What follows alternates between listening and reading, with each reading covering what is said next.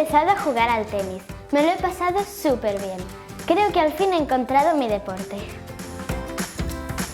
Se ha demostrado que la actividad física mejora algunas funciones cognitivas, aumenta la función de unas sustancias llamadas neurotrofinas, que tienen un papel muy importante en el desarrollo de las neuronas y conexiones cerebrales. Me muero de ganas de que sea pasado mañana para volver a jugar. Antes, hacer deporte no me gustaba.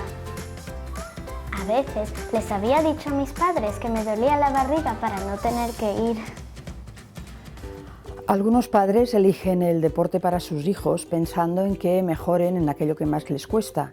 Si los niños no son hábiles o les cuesta respetar las normas de un juego, van a sentirse muy frustrados. A algunos niños les convienen juegos o deportes individuales para comprobar cómo se superan sin necesidad de que les comparen con otros niños. Mi amiga Ana se ha apuntado conmigo. Es alucinante lo bien que juega. Antes había probado con el fútbol, pero como es muy despistada no se le daba bien. Pero jugando al tenis es una crack. El ejercicio aeróbico favorece el aprendizaje del niño, mejora su autoestima, le ayuda a gestionar mejor sus propias emociones, a ganar responsabilidades y le ayuda a sociabilizarse. ¡Buf! Voy a recoger todo esto, que si no me echarán la bronca. Y me pongo a hacer los deberes, que se me hace tarde.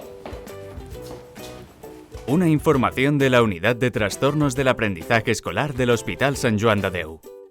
En el próximo capítulo, los hábitos de organización.